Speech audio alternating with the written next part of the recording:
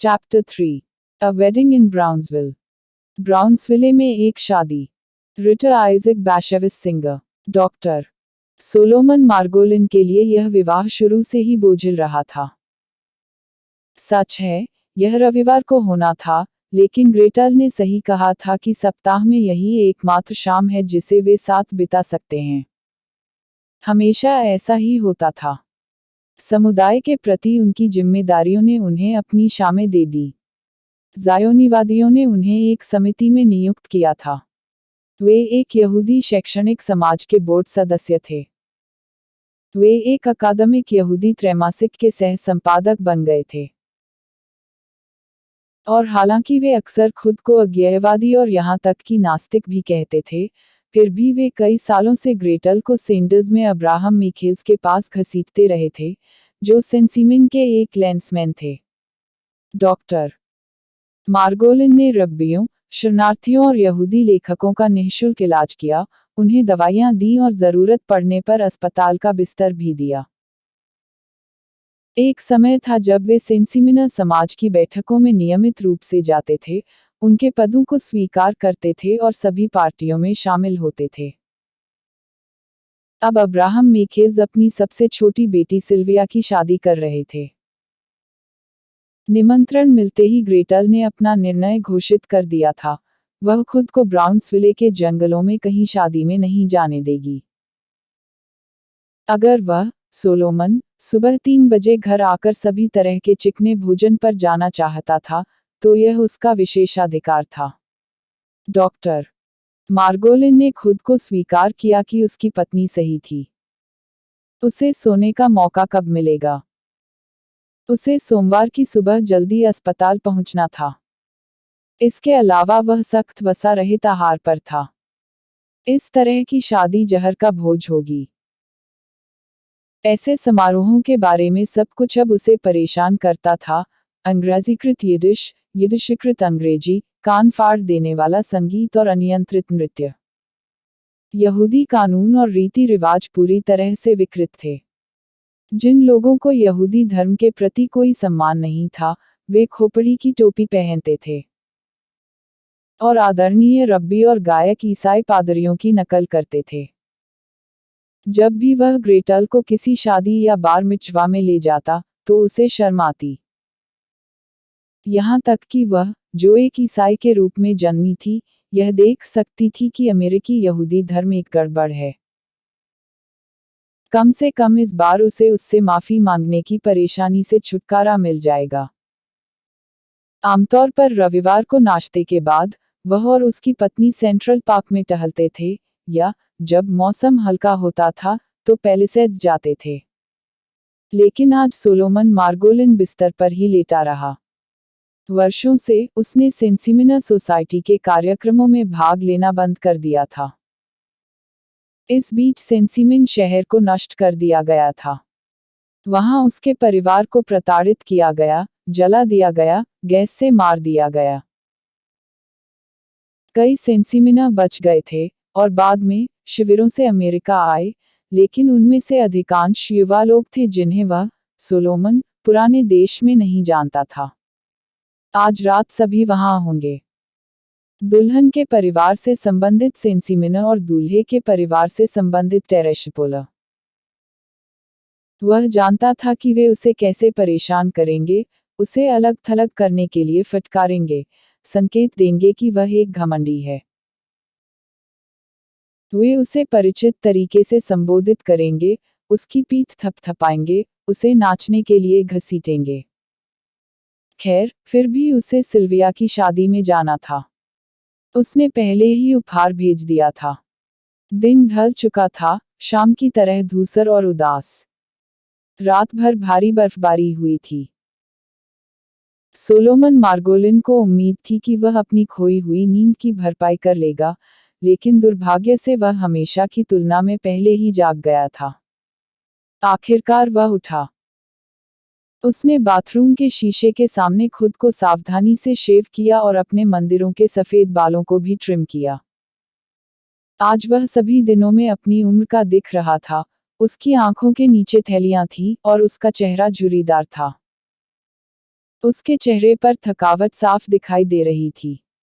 उसकी नाक हमेशा की तुलना में लंबी और तीखी लग रही थी। उसके मुंह के किनारों पर गहरी सिलवटें थीं। नाश्ते के बाद वह लिविंग रूम के सोफे पर लेट गया। वहां से वह ग्रेटल को देख सकता था, जो किचन में खड़ी थी, इस्त्री कर रही थी, गोरा, फीका, अधेड़। उसने एक छोटा सा पेटीकोट पहना हुआ था, और उसकी पिंडलियां एक नर्तकी की तरह मांसल थीं। ग्रेटल बर्लिन के अस्पताल में नर्स थी, जहां वह स्टाफ का सदस्य था। उसके परिवार में एक भाई, जो नाजी था, रूसी जेल शिविर में टाइफस से मर गया था। दूसरा, जो कम्युनिस्ट था, नाजियों द्वारा गोली मार दी गई थी। उसके वृद्ध पिता हैम्बर्ग में अपनी दूसरी बेटी के घर पर रहते थे, और ग्रेटल उन्हें नियमित रूप से पैसे भेजती थी। वह खुद न्यूयॉर्क में लगभग यहूदी हो गई थी। उसने यहूदी महिलाओं से दोस्ती की थी, हदासा में शामिल हो गई थी, यहूदी व्यंजन बनाना सीखा था। यहाँ तक कि उसकी आह भी यहूदी थी। और वह नाजी तबाही पर लगातार विलाप करती थी। कब्रिस्तान के उस हिस्से में उसके बगल में उसका प्लॉट उसका इंतजार कर रहा था, जिसे सेंसिमिनज ने अपने लिए आरक्षित कर रखा था। डॉक्टर मार्गोलिन ने जम्हाई ली, अपने बगल में कॉफी टेबल पर एस्ट्रे में रखी सिगरेट को उठाया, और अपने बारे में सोचना शुरू किया। उसका करियर अच्छा चल रहा था। जाहिर तौर पर वह सफल था। वेस्ट एंड एवेन्यू पर उसका एक ऑफिस था और अमीर मरीज थे। उसके सहकर्मी उसका सम्मान करते थे, और वह न्यूयॉर्क में यहूदी हलकों में एक महत्वपूर्ण व्यक्ति था। सेंसिमिन का एक लड़का इससे ज्यादा और क्या उम्मीद कर सकता था। एक स्वशिक्षित व्यक्ति, तलमूद के एक गरीब शिक्षक का बेटा। वह व्यक्ति लंबा और काफी सुंदर था, और उसे हमेशा महिलाओं के साथ अच्छा व्यवहार करना आता था। वह अभी भी अपनी उम्र और उच्च रक्तचाप के हिसाब से जितना अच्छा था, उससे कहीं ज्यादा महिलाओं के पीछे भागता था। लेकिन मन ही मन सोलोमन मार्गोलिन को हमेशा लगता था कि वह असफल है। बचपन में उसे एक विलक्षण प्रतिभा का दर्जा दिया गया था। वह बाइबल के लंबे अंशों को सुनाता था और तालमुद और टिप्पणियों का अध्ययन खुद करता था। जब वह 11 साल का था, तो उसने टानो के रब्बी को एक उत्तर भेजा था, जिसने उसे अपने उत्तर में महान और प्रतिष्ठित कहा था। अपनी किशोरावस्था में वह गाइड फॉर द परप्लेक्स्ड और कुजारी में माहिर हो गया था। उसने खुद को बीजगणित और ज्यामिति सिखाई थी। 17 साल की उम्र में उसने स्पिनोजा के एथिक्स का लैटिन से हिब्रू में अनुवाद करने का प्रयास किया था, इस बात से अनजान कि यह पहले भी किया जा चुका है। हर किसी ने भविष्यवाणी की थी कि वह एक प्रतिभाशाली व्यक्ति बनेगा। लेकिन उसने अपनी प्रतिभा को बर्बाद कर दिया था, लगातार अपने अध्ययन के क्षेत्र को बदलता रहा। और उसने भाषाएं सीखने, देश देश भटकने में वर्षों बर्बाद कर दिए। न ही उसे अपने एक महान प्रेम, रेजेल, जो घड़ीसाज मिलेक की बेटी थी, के साथ कोई भाग्य नहीं मिला था। रेजेल ने किसी और से शादी कर ली थी और बाद में नाजियों ने उसे गोली मार दी थी। सोलोमन मार्गोलिन का सारा जीवन शाश्वत प्रश्नों से त्रस्त रहा। वह अभी भी रात में जागकर ब्रह्मांड के रहस्यों को सुझाने की कोशिश करता रहता था। वह हाइपोकॉन्ड्रिया से पीड़ित था और मौत का डर उसके सपनों को भी सताता था। हिटलर के नरसंहार और उसके परिवार के विनाश ने अच्छे दिनों की उसकी आखिरी उम्मीद को खत्म कर दिया था, मानवता में उसका सारा विश्वास नष्ट कर दिया था। वह उन महिलाओं से घृणा करने लगा था जो अपनी छोटी मोटी बीमारियों के साथ उसके पास आती थीं, जबकि लाखों लोग एक दूसरे के लिए भयानक मौत की योजना बना रहे थे। ग्रेटल रसोई से अंदर आई। तुम कौन सी शर्ट पहनने जा रही हो? सोलोमन मार्गोलिन ने उसे चुपचाप देखा। उसने भी अपनी परेशानियों का सामना किया था। उसने अपने 2 भाइयों, यहाँ तक कि नाजी हंस के लिए भी चुपचाप दुख झेला था। वह जीवन के एक लंबे बदलाव से गुजरी थी। अब उसका चेहरा लाल हो गया था और पसीने की बूंदों से ढका हुआ था। वह नौकरानी को रखने के लिए पर्याप्त से अधिक कमाता था, फिर भी ग्रेटल घर का सारा काम खुद करने पर जोर देती थी, यहाँ तक कि कपड़े धोने का काम भी। यह उसके लिए एक पागलपन बन गया था। हर दिन वह ओवन साफ थी। वह 16वीं मंजिल पर स्थित अपने अपार्टमेंट की खिड़कियों को हमेशा चमकाती रहती थी और बिना सुरक्षा बेल्ट का इस्तेमाल किए। इमारत की सभी अन्य गृहिणियों ने अपनी किराने का सामान घर पर मंगवाया, लेकिन ग्रेटल ने सुपरमार्केट से भारी बैग खुद ही ढोया। अब पति पत्नी एक दूसरे को व्यंग्यात्मक ढंग से आंक रहे थे, और एक दूसरे से बहुत परिचित होने के कारण होने वाली अजनबीपन को महसूस कर रहे थे। वह हमेशा इस बात पर हैरान होता था कि वह अपनी सुंदरता कैसे खो चुकी थी। उसका एक भी रूप नहीं बदला था, लेकिन उसके चेहरे में कुछ ऐसा था जो बदल गया था, उसका गर्व, उसकी आशा, उसकी जिज्ञासा। उसने अचानक कहा, कौन सी शर्ट? कोई बात नहीं। एक सफेद शर्ट। तुम टक्सीडो नहीं पहनोगी। रुको, मैं तुम्हारे लिए विटामिन लाता हूँ। मुझे विटामिन नहीं चाहिए। लेकिन तुम खुद कहती हो कि वे तुम्हारे लिए अच्छे हैं। उसने कहा, मुझे अकेला छोड़ दो। ठीक है, यह तुम्हारा स्वास्थ्य है, मेरा नहीं। और धीरे धीरे वह झिझक से बाहर निकल गई, उसे उम्मीद थी कि वह कुछ याद रखेगा और उसे वापस बुलाएगा। डॉक्टर सोलोमन मार्गोलिन ने शीशे में आखिरी बार देखा और घर से बाहर निकल गए। दिन के बाद आधे घंटे की झपकी से उन्हें ताजगी महसूस हुई। अपनी उम्र के बावजूद, वह अभी भी लोगों को अपनी शक्ल से प्रभावित करना चाहते थे, यहाँ तक कि सेंसिमिनर्स को भी। उनके अपने भ्रम थे। जर्मनी में उन्हें इस बात पर गर्व था कि वह जनकर जैसे दिखते हैं, और न्यूयॉर्क में उन्हें अक्सर एहसास होता था कि वह एंग्लो सैक्सन लग सकते हैं। वह लंबे, दुबले पतले, गोरे, नीली आंखों वाले थे। उनके बाल पतले हो रहे थे, कुछ हद तक सफेद हो गए थे, लेकिन वह उम्र के इन लक्षणों को छिपाने में कामयाब रहे। वह थोड़ा झुके रहते थे, लेकिन लोगों के साथ जल्दी ही सीधे हो जाते थे। सालों पहले जर्मनी में उन्होंने मोनोकल पहना था और हालांकि न्यूयॉर्क में ऐसा करना बहुत दिखावा होता, लेकिन उनकी नज़र में अभी भी यूरोपीय गंभीरता बनी हुई थी। उनके अपने सिद्धांत थे। उन्होंने कभी हिप्पोक्रेटिक शपथ नहीं तोड़ी। अपने मरीजों के साथ वह बेहद सम्मानजनक व्यवहार करते थे, हर तरह की बकवास से बचते थे। और उन्होंने कई संदिग्ध संगति से इनकार कर दिया था जो कैर्यवाद की बू आती थी। ग्रेटल ने दावा किया कि सम्मान की भावना उन्माद के बराबर थी।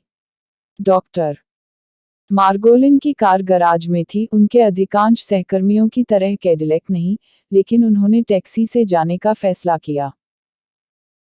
वह ब्रुकलिन से अपरिचित थे और भारी बर्फबारी के कारण गाड़ी चलाना खतरनाक था। उन्होंने अपना हाथ हिलाया और तुरंत एक टैक्सी किनारे पर आकर रुकी। उन्हें डर था कि ड्राइवर ब्राउन्सविले तक जाने से मना कर सकता है, लेकिन उन्होंने बिना कुछ कहे मीटर चालू कर दिया। डॉक्टर मार्गोलिन ने रविवार की रात को बर्फीली खिड़की से झांका, लेकिन वहां कुछ भी दिखाई नहीं दे रहा था। न्यूयॉर्क की सड़कें गीली, गंदी और अभेद्य रूप से अंधेरी फैली हुई थीं। थोड़ी देर बाद, डॉक्टर मार्गोलिन ने पीछे झुककर अपनी आंखें बंद की और अपनी गर्मजोशी में वापस चले गए। उनकी मंजिल एक शादी थी। क्या दुनिया, इस टैक्सी की तरह, किसी अज्ञात स्थान पर ब्रह्मांडीय गंतव्य की ओर नहीं जा रही थी?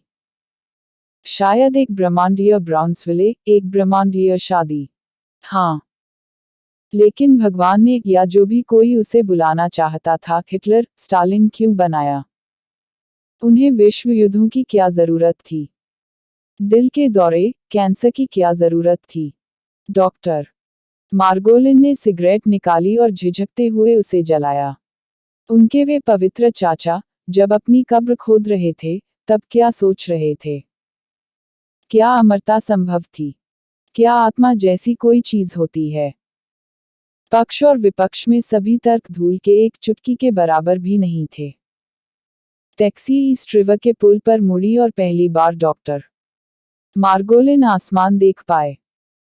यह नीचे झुका हुआ, भारी, चमकती धातु की तरह लाल था। ऊपर आसमान की तिजोरी में बैंगनी चमक छाई हुई थी। बर्फ धीरे धीरे नीचे गिर रही थी, दुनिया में सर्दियों की शांति ला रही थी, ठीक वैसे ही जैसे अतीत में हुआ करती थी 40 साल पहले, 1000 साल पहले, और शायद 1 लाख साल पहले। ईस्ट रिवर के नीचे आग के खंभे चमकते हुए दिखाई दिए। इसकी सतह पर, चट्टानों की तरह काली लहरों के बीच, एक टिगबोट कारों से लदे बजरों की कतार खींच रहा था। कैब में आगे की खिड़की खुली थी और बर्फीली हवा के झोंके अंदर आ रहे थे, जिसमें गैसोलीन और समुद्र की गंध आ रही थी। मान लीजिए कि मौसम फिर कभी नहीं बदला। फिर कौन कभी गर्मी के दिन, चांदनी रात, वसंत की कल्पना कर पाएगा? लेकिन एक आदमी के पास वास्तव में कितनी कल्पना है, जो भी हो। ईस्टर्न पार्कवे पर टैक्सी को झटका लगा और अचानक वह रुक गई। जाहिर है, कोई यातायात दुर्घटना हुई थी। पुलिस की गाड़ी का सायरन बज रहा था। चीखती हुई एम्बुलेंस पास आ रही थी। डॉक्टर मार्गोलिन ने मुंह बनाया। एक और शिकार। कोई व्यक्ति गलत तरीके से गाड़ी घुमाता है और इस दुनिया में आदमी की सारी योजनाएं धरी की धरी रह जाती हैं। एक घायल आदमी को स्ट्रेचर पर एम्बुलेंस में ले जाया गया। गहरे रंग के सूट और खून से सनी शर्ट और बो टाई के ऊपर चेहरे पर चाक जैसा पीलापन था। एक आंख बंद थी, दूसरी आंशिक रूप से खुली और चमकीली। शायद वह भी किसी शादी में जा रहा था, डॉक्टर मार्गोलिन ने सोचा। हो सकता है कि वह भी उसी शादी में जा रहा हो जिसमें मैं जा रहा हूं। कुछ समय बाद टैक्सी फिर से चलने लगी। सोलोमन मार्गोलिन अब ऐसी सड़कों से गुजर रहा था, जो उसने पहले कभी नहीं देखी थी। यह न्यूयॉर्क था, लेकिन यह शिकागो या क्लीवलैंड भी हो सकता था। वे फैक्ट्री की इमारतों, कोयले, लकड़ी, स्क्रैप आयरन के गोदामों वाले एक औद्योगिक जिले से गुजरे। नीग्रो, अजीब तरह से काले, फुटपाथों पर खड़े थे, आगे की ओर देख रहे थे, उनकी बड़ी काली आंखें उदास निराशा से भरी हुई थीं। कभी कभी कार एक शराबखाने से गुजरती थी। बार में बैठे लोगों में कुछ अजीबोगरीब बात थी, मानो उन्हें किसी दूसरे जन्म में किए गए पापों की सजा मिल रही हो। जब सोलोमन मार्गोलिन को यह संदेह होने लगा कि ड्राइवर, जो पूरे समय हठपूर्वक चुप रहा था, रास्ता भटक गया है या फिर जानबूझकर उसे उसके रास्ते से हटा रहा है, तभी टैक्सी घनी आबादी वाले इलाके में दाखिल हुई। वे एक आराधनालय, एक अंतिम संस्कार कक्ष से गुजरे, और वहां आगे विवाह हॉल था, जो पूरी तरह से जगमगा रहा था, उसके नियॉन यहूदी चिन्ह और डेविड का सितारा था। डॉक्टर मार्गोलिन ने ड्राइवर को $1 का टिप दिया और उस आदमी ने बिना कुछ कहे उसे ले लिया। डॉक्टर मार्गोलिन बाहरी लॉबी में दाखिल हुए और तुरंत ही सेंसिमिनस की सहज आत्मीयता ने उन्हें घेर लिया। उन्होंने जितने भी चेहरे देखे वे सभी जाने पहचाने थे, हालांकि वे किसी को पहचान नहीं पाए। चेकरूम में अपनी टोपी और कोट छोड़कर, उन्होंने टोपी पहनी और हॉल में दाखिल हुए। यह लोगों और संगीत से भरा हुआ था, खाने की मेजों पर ढेर लगे हुए थे, बोतलों से भरा हुआ बार था। संगीतकार एक इजरायली मार्च बजा रहे थे जो ओरिएंटल चमक के साथ अमेरिकी जैज का एक मिश्रण था। पुरुष पुरुषों के साथ, महिलाएं महिलाओं के साथ, पुरुष महिलाओं के साथ नाच रहे थे। उन्होंने काली टोपी, सफेद टोपी, नंगे सिर देखे। मेहमान भीड़ के बीच से अपना रास्ता बनाते हुए आते रहे, कुछ अभी भी अपनी टोपी और कोट पहने हुए थे, होस्डी, ओवेरेस चबा रहे थे, स्नैप्स पी रहे थे। हॉल में ताली, चीख, हंसी, ताली की आवाज गूंज रही थी। फोटोग्राफरों के चक्कर लगाने पर फ्लैश बल्ब चमकने लगे। ऐसा लग रहा था जैसे दुल्हन कहीं से आए हो, वह तेजी से अपनी गाड़ी को ऊपर उठाती हुई आए, उसके पीछे दुल्हन की सहेलियों का एक दल था। डॉक्टर मार्गोलिन सबको जानते थे, फिर भी किसी को नहीं जानते थे। लोग उनसे बात करते थे, हंसते थे, आंख मारते थे, हाथ हिलाते थे, और वह हर किसी को मुस्कुराहट, सिर हिलाकर, झुककर जवाब देते थे। धीरे धीरे उन्होंने अपनी सारी चिंताएं, सारा अवसाद दूर कर दिया। वह गंधों के मिश्रण से आधा नशे में हो गया, फूल, सौकरकूट, लहसुन, इत्र, सरसों, और वह अनाम गंध जो केवल सेंसिमिनस ही छोड़ते हैं। नमस्ते, डॉक्टर। नमस्ते श्लोएम डेविड, आप मुझे नहीं पहचानते, है न? देखो, वह भूल गया। बहुत पहले की मुलाकातें, पछतावा, यादें थीं। लेकिन आखिरकार, क्या हम पड़ोसी नहीं थे? तुम हमारे घर येदिश अखबार उधार लेने आया करते थे। किसी ने पहले ही उसे चूम लिया था, बुरी तरह से मुंडा हुआ थूथन, विस्की की बदबू वाला मुंह और सड़े हुए दांत। एक महिला हंसी से इतनी उत्तेजित हो गई कि उसकी एक बाली गिर गई। मार्गोलिन ने उसे उठाने की कोशिश की, लेकिन वह पहले ही पैरों तले कुचली जा चुकी थी। तुम मुझे नहीं पहचानते, है न? अच्छी तरह देखो। यह जिसेल है, चे बैले का बेटा। तुम कुछ क्यों नहीं खाते? तुम कुछ क्यों नहीं पीते? यहाँ आओ। एक गिलास लो। तुम क्या चाहते हो? विस्की, ब्रांडी, कॉन्याक, स्कॉच, सोडा के साथ, कोका कोला के साथ। थोड़ा लो, यह अच्छा है। इसे यूं ही मत रहने दो। जब तक तुम यहाँ हो, तुम मौज मस्ती कर सकते हो। मेरे पिता, उन्हें मार दिया गया। वे सभी मारे गए। पूरे परिवार में मैं ही बचा हूँ। फैविश का बेटा बेरिश रूस में भूख से मर गया, उन्होंने उसे कजाकिस्तान भेज दिया। उसकी पत्नी इज़राइल में। उसने एक लिथुआनियाई से शादी की। सोरिले गोली मार दी गई। अपने बच्चों के साथ। यंटल यहाँ शादी में। वह अभी कुछ देर पहले यहाँ खड़ी थी। वह वहाँ है, उस लंबे आदमी के साथ नाच रही है। अब्राहम जिल्बरस्टीन। उन्होंने उसे 20 अन्य लोगों के साथ आराधनालय में जला दिया। कोयले का एक ढेर ही बचा था, कोयला और राख। योसेले बुडनिक। वह कई साल पहले मर गया। तुम्हारा मतलब येकेले बुडनिक से है? उसका यहीं ब्राउन्सविले में एक डेलिकेटेसन स्टोर है, एक विधवा से शादी की, जिसके पति ने रियल एस्टेट में बहुत पैसा कमाया। लेचाइम, डॉक्टर। लेचाइम, श्लोएम डेविड। क्या तुम्हें बुरा नहीं लगता कि मैं तुम्हें श्लोएम डेविड कहता हूँ? मेरे लिए तुम अभी भी वही श्लोएम डेविड हो, सुनहरे बालों वाला वह छोटा लड़का जिसने तालमुड का पूरा ट्रैक्ट कंठस्थ कर लिया था। तुम्हें याद है न? ऐसा लगता है जैसे कल की ही बात हो। आपके पिता, भगवान उन्हें शांति दे, गर्व से मुस्करा रहे थे। आपका भाई चयम, आपका चाचा औरज। उन्होंने सबको मार डाला। उन्होंने एक पूरे लोगों को लिया और जर्मन दक्षता के साथ उनका सफाया कर दिया। ग्लीचके से चेल्टेट। क्या आपने अभी तक दुल्हन को देखा है? एक तस्वीर की तरह सुंदर, लेकिन बहुत ज्यादा मेकअप। कल्पना कीजिए, रेडजिन के रेप टोड्रोस की पोती। और उसके दादा 2 खोपड़ी की टोपी पहनते थे, एक सामने और एक पीछे। क्या आप उस युवती को पीले रंग की पोशाक में नाचते हुए देखते हैं? यह रीवा की बहन है, उनके पिता मोमबत्ती बनाने वाले मोइशे थे। रीवा खुद। बाकी सभी कहाँ समाप्त हुए? ऑशविट्स। हम खुद कितने करीब आ गए। हम सभी वास्तव में मर चुके हैं, अगर आप इसे ऐसा कहना चाहते हैं। हम खत्म हो गए, मिटा दिए गए। यहाँ तक कि बचे हुए लोग भी दिलों में मौत को ढोते हैं। लेकिन यह एक शादी है, हमें खुश होना चाहिए। लेचाइम, श्लोएम डेविड।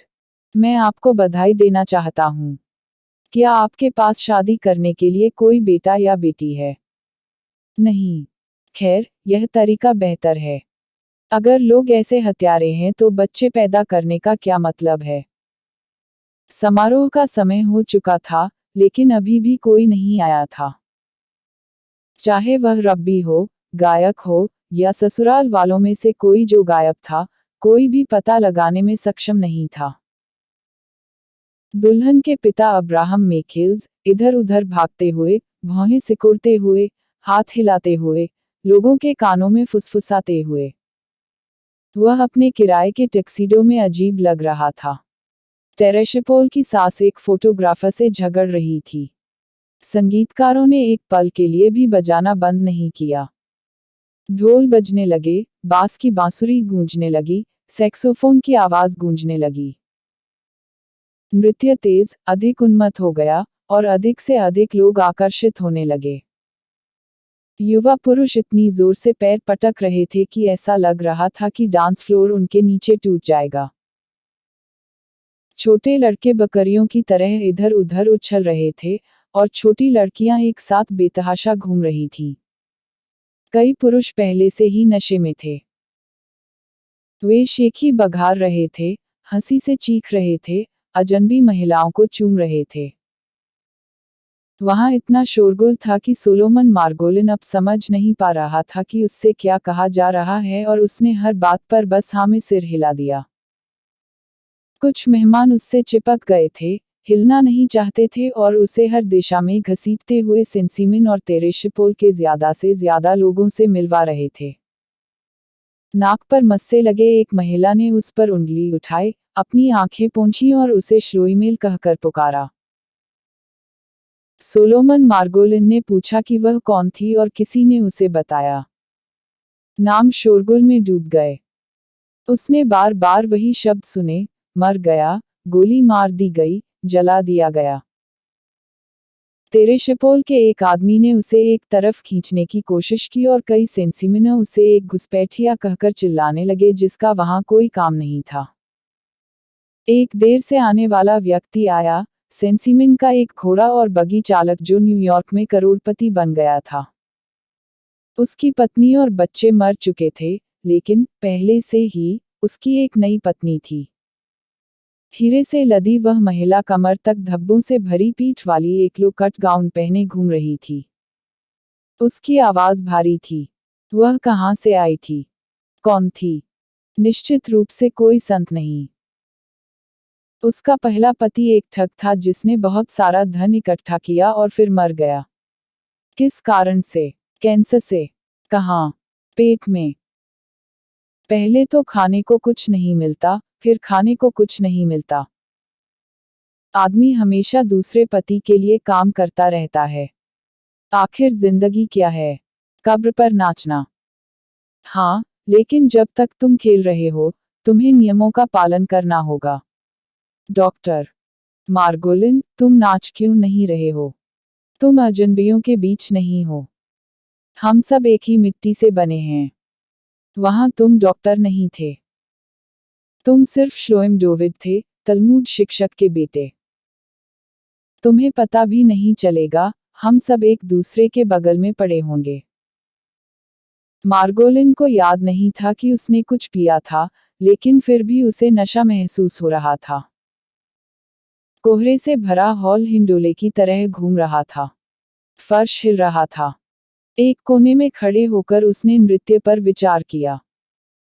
नर्तकियों ने कितने अलग अलग भाव धारण किए थे। सृष्टिकर्ता ने कितने संयोजन और परिवर्तन यहाँ एक साथ लाए थे। हर चेहरा अपनी कहानी कह रहा था। वे लोग एक साथ नाच रहे थे, लेकिन हर किसी का अपना दर्शन, अपना दृष्टिकोण था। एक आदमी ने मार्गोलिन को पकड़ लिया और कुछ देर तक वह उन्मत्त चक्कर में नाचता रहा। फिर, खुद को छुड़ाकर वह अलग खड़ा हो गया। वह महिला कौन थी? उसने पाया कि उसकी नज़र उसके परिचित रूप पर पड़ी। वह उसे जानता था। उसने उसे इशारा किया। वह हैरान रह गया। वह न तो जवान लग रही थी और न ही बूढ़ी। वह उसे कहां से जानता था? वह पतला चेहरा, वे काली आंखें, वह लड़कियों जैसी मुस्कान। उसके बाल पुराने ढंग से सजे हुए थे, लंबी चोटियां उसके सिर के चारों ओर माला की तरह लिपटी हुई थीं। सेंसिमिन की कृपा उसे सुशोभित कर रही थी, कुछ ऐसा जिसे वह, मार्गोलिन, बहुत पहले ही भूल चुका था। और वो आंखें, वो उन आंखों से प्यार करता था और पूरी जिंदगी करता रहा था। उसने उस पर आधा मुस्कुराया और महिला ने भी मुस्कुरा दिया। उसके गालों पर डिंपल थे। वो भी हैरान दिख रही थी। मार्गोलिन, हालांकि उसे एहसास हुआ कि वो एक लड़के की तरह शर्माने लगा था, उसके पास गया। मैं तुम्हें जानता हूं लेकिन तुम सेंसीमिन से नहीं हो। हाँ, सेंसीमिन से। उसने वो आवाज बहुत पहले सुनी थी। वो उस आवाज से प्यार करता था। सेंसीमिन से तो तुम कौन हो? उसके होंठ कांप रहे थे। तुम मुझे पहले ही भूल गए हो। मुझे सेंसीमिन छोड़े हुए बहुत समय हो गया है। तुम मेरे पिता से मिलने आते थे। तुम्हारे पिता कौन थे? मेलेक घड़ी साज। डॉक्टर मार्गोलिन कांप उठी। अगर मैं पागल नहीं हूं तो मैं कुछ देख रहा हूं। तुम ऐसा क्यों कह रही हो? क्योंकि रायजेल मर चुका है। मैं रायजेल हूं। तुम रेजेल हो। यहाँ। हे भगवान, अगर यह सच है तो कुछ भी संभव है। तुम न्यूयॉर्क कब आए? कुछ समय पहले। कहाँ से? वहां से। लेकिन सभी ने मुझे बताया कि तुम सब मर चुकी हो। मेरे पिता, मेरी माँ, मेरा भाई हर्षल। मैं था। लेकिन तुम शादीशुदा थी। अगर यह सच है, तो कुछ भी संभव है। डॉक्टर मार्गोलिन ने दोहराया, अभी भी अविश्वसनीय घटना से हिल गया। किसी ने जानबूझकर उसे धोखा दिया होगा। लेकिन क्यों? वह जानता था कि कहीं कोई गलती थी, लेकिन यह निर्धारित नहीं कर सका कि कहाँ। तुमने मुझे क्यों नहीं बताया? आखिर, वह चुप हो गया। वह भी एक पल के लिए चुप हो गई। मैंने सब कुछ खो दिया। लेकिन मेरे पास अभी भी कुछ गर्व बचा था। मेरे साथ कहीं शांत जगह पर आओ कहीं भी। यह मेरे जीवन का सबसे खुशी का दिन है। लेकिन रात हो गई है। फिर सबसे खुशनुमा रात। लगभग जैसे कि मसीहा आ गया हो, जैसे कि मुर्दे जिंदा हो गए हों। तुम कहाँ जाना चाहती हो? ठीक है, चलो। मार्गोलिन ने उसकी बांह पकड़ी और तुरंत ही युवा इच्छा की रोमांचकारी, लंबे समय से भूली हुई अनुभूति की। उसने उसे अन्य मेहमानों से दूर ले गया, डर था कि वह उसे भीड़ में खो न दे, या कोई अंदर घुसकर उसकी खुशी को खराब न कर दे। सब कुछ तुरंत वापस आ गया था, शर्मिंदगी, बेचैनी, खुशी। वह उसे दूर ले जाना चाहता था, उसके साथ कहीं अकेले छिप जाना चाहता था। रिसेप्शन हॉल से निकलकर, वे ऊपर चैपल में गए जहां विवाह समारोह होना था। दरवाजा खुला हुआ था। अंदर, एक ऊंचे मंच पर स्थायी विवाह मंडप खड़ा था। समारोह के लिए शराब की एक बोतल और एक चांदी का प्याला तैयार रखा गया था। खाली सीटों और केवल एक टिमटिमाती रोशनी वाला चैपल छायाओं से भरा हुआ था। नीचे इतना तेज संगीत बज रहा था, यहाँ ऊपर से धीमा और दूर का लग रहा था। दोनों ही दहलीज पर झिझक रहे थे। मार्गोलिन ने शादी के मंडप की ओर इशारा किया। हम वहां खड़े हो सकते थे। हाँ। मुझे अपने बारे में बताओ। तुम अब कहाँ हो? तुम क्या कर रहे हो? यह बताना आसान नहीं है। क्या तुम अकेली हो? क्या तुम किसी से जुड़ी हुई हो? जुड़ी हुई हो? नहीं। क्या तुम मुझे कभी अपने बारे में नहीं बताती? उसने पूछा। उसने कोई जवाब नहीं दिया। उसे देखते हुए, उसे पता था कि उसका प्यार पूरी ताकत से लौट आया है। वह पहले से ही इस विचार से कांप रहा था कि उन्हें जल्द ही अलग होना पड़ सकता है। युवावस्था की उत्तेजना और उम्मीद ने उसे भर दिया। वह उसे अपनी बाहों में लेना और चूमना चाहता था, लेकिन किसी भी क्षण कोई आ सकता था। वह उसके बगल में खड़ा था, शर्मिंदा था कि उसने किसी और से शादी कर ली थी, कि उसने व्यक्तिगत रूप से उसकी मृत्यु की रिपोर्ट की पुष्टि नहीं की थी। मैं इस सारे प्यार को कैसे दबा सकता था? मैं उसके बिना दुनिया को कैसे स्वीकार कर सकता था? और अब ग्रेटल के साथ क्या होगा? मैं उसे सब कुछ दूंगा, अपना आखिरी पैसा। उसने सीढ़ियों की ओर देखा कि क्या कोई मेहमान ऊपर आने लगा है। उसे लगा कि यहूदी कानून के अनुसार वह विवाहित नहीं है, क्योंकि उसने और ग्रेटल ने केवल एक सिविल समारोह किया था। उसने रायज़ेल की ओर देखा। यहूदी कानून के अनुसार, मैं एक अविवाहित व्यक्ति हूँ। क्या ऐसा है? यहूदी कानून के अनुसार, मैं तुम्हें वहां ले जा सकता हूं और तुमसे शादी कर सकता हूं। वह उसके शब्दों के अर्थ पर विचार कर रही थी। हाँ, मुझे एहसास है। यहूदी कानून के अनुसार, मुझे अंगूठी की भी जरूरत नहीं है। एक पैसे से शादी हो सकती है। क्या तुम्हारे पास एक पैसा है? उसने अपनी छाती की जेब में हाथ डाला, लेकिन उसका बटुआ गायब था। उसने अपनी दूसरी जेबों में तलाशी शुरू की। क्या मुझे लूट लिया गया है? उसने सोचा। लेकिन कैसे? मैं पूरे समय टैक्सी में बैठा था। क्या कोई मुझे यहाँ शादी में लूट सकता था? वह इतना परेशान नहीं था जितना हैरान था। उसने लड़खड़ाते हुए कहा, अजीब बात है, लेकिन मेरे पास कोई पैसा नहीं है। हम इसके बिना काम चला लेंगे। लेकिन मैं घर कैसे जाऊंगा? घर क्यों जाऊं? उसने एक सवाल के साथ जवाब दिया। वह अपनी उस घरेलू मुस्कान के साथ मुस्कुराई जो रहस्य से भरी थी। उसने उसकी कलाई पकड़ी और उसे देखा। अचानक उसे लगा कि यह उसकी रायज़ेल नहीं हो सकती। वह बहुत छोटी थी। शायद यह उसकी बेटी थी जो उसके साथ खेल रही थी, उसका मजाक उड़ा रही थी। भगवान के लिए, मैं पूरी तरह से भ्रमित हूं, उसने सोचा। वह वर्षों की उलझन को सुलझाने की कोशिश करते हुए हैरान खड़ा था। वह उसकी शक्ल सूरत से उसकी उम्र नहीं बता पा रहा था। उसकी आंखें गहरी, काली और उदास थीं। वह भी भ्रमित लग रही थी, मानो उसे भी कुछ विसंगति का आभास हो। पूरी बात एक गलती है, मार्गोलिन ने खुद से कहा। लेकिन गलती कहाँ थी? और बटुए का क्या हुआ? क्या उसने ड्राइवर को पैसे देने के बाद उसे टैक्सी में छोड़ दिया था? उसने याद करने की कोशिश की कि उसमें कितनी नकदी थी, लेकिन वह याद नहीं कर पाया। मैंने शायद बहुत ज्यादा पी ली है। इन लोगों ने मुझे नशे में धुत कर दिया है, बेहद नशे में। बहुत देर तक वह चुपचाप खड़ा रहा, किसी स्वप्नहीन अवस्था में खोया हुआ, एक मादक समाधि से भी ज्यादा गहरा। अचानक उसे ईस्टर्न पार्कवे पर हुई एक सड़क दुर्घटना याद आ गई। उसके मन में एक अजीब सा संदेह आया, शायद वह एक गवाह से ज्यादा कुछ था। शायद वह खुद उस दुर्घटना का शिकार हुआ था। स्ट्रेचर पर पड़ा वह आदमी अजीब तरह से जाना पहचाना लग रहा था। डॉक्टर मार्गोलिन ने खुद को ऐसे परखना शुरू किया जैसे वह अपने ही मरीजों में से एक हो। उसे न तो नाड़ी का पता चला और न ही सांस का। और उसे अजीब तरह से निराशा महसूस हुई, जैसे कि कोई शारीरिक आयाम गायब हो गया हो। वजन की अनुभूति, उसके अंगों की मांसपेशियों का तनाव, उसकी हड्डियों में छिपा दर्द, सब कुछ गायब हो गया था।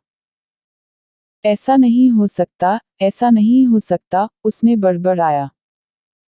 क्या कोई बिना जाने मर सकता है? और ग्रेटल क्या करेगी? उसने अचानक कहा। तुम वही रायज़ेल नहीं हो। नहीं। तो मैं कौन हूं? उन्होंने रायज़ेल को गोली मार दी। उसे गोली मार दी। तुम्हें किसने बताया? वह भयभीत और हैरान दोनों लग रही थी। चुपचाप उसने अपना सिर नीचे कर लिया जैसे किसी को बुरी खबर का झटका लगा हो। डॉक्टर मार्गोलिन ने सोचना जारी रखा। जाहिर है रायज़ेल को अपनी स्थिति का एहसास नहीं था। उसने ऐसी स्थिति के बारे में सुना था, इसे क्या कहते हैं, गोधूली की दुनिया में मडराते हुए। सूक्ष्म शरीर अर्धचेतन में भटक रहा है, शरीर से अलग, अपने गंतव्य तक पहुंचने में सक्षम नहीं, अतीत के भ्रम और व्यर्थता से चिपके हुए। लेकिन क्या इस सारे अंधविश्वास में कोई सच्चाई हो सकती है? नहीं, जहां तक उसका सवाल था, यह कुछ और नहीं बल्कि इच्छाधारी सोच थी। इसके अलावा, इस तरह का अस्तित्व विस्मृति से कम नहीं होगा। मैं शायद नशे में हूं, डॉक्टर मार्गोलिन ने फैसला किया। यह सब एक लंबा भ्रम हो सकता है, शायद फूड पॉइजनिंग का नतीजा। उसने ऊपर देखा, और वह अभी भी वहीं थी। वह झुक गया और उसके कान में फुसफुसाया, क्या फर्क पड़ता है, जब तक हम साथ हैं। मैं इतने सालों से इसका इंतजार कर रहा हूं। तुम कहाँ थे? उसने जवाब नहीं दिया, और उसने फिर से नहीं पूछा। उसने चारों ओर देखा। खाली हॉल भरा हुआ था, सभी सीटें भरी हुई थीं। दर्शकों पर एक औपचारिक सन्नाटा छा गया। संगीत धीमी गति से बज रहा था। गायक ने आशीर्वाद गीत गाए। संयत कदमों से, अब्राहम मेखेल्स अपनी बेटी को गलियारे से नीचे ले गया। ट्रांसलेटेड बाय चना फेजलिन एंड एलिजाबेथ पॉलेट। चाना फेरसलीन और एलिजाबेथ पोलेट द्वारा अनुवादित। थैंक्स।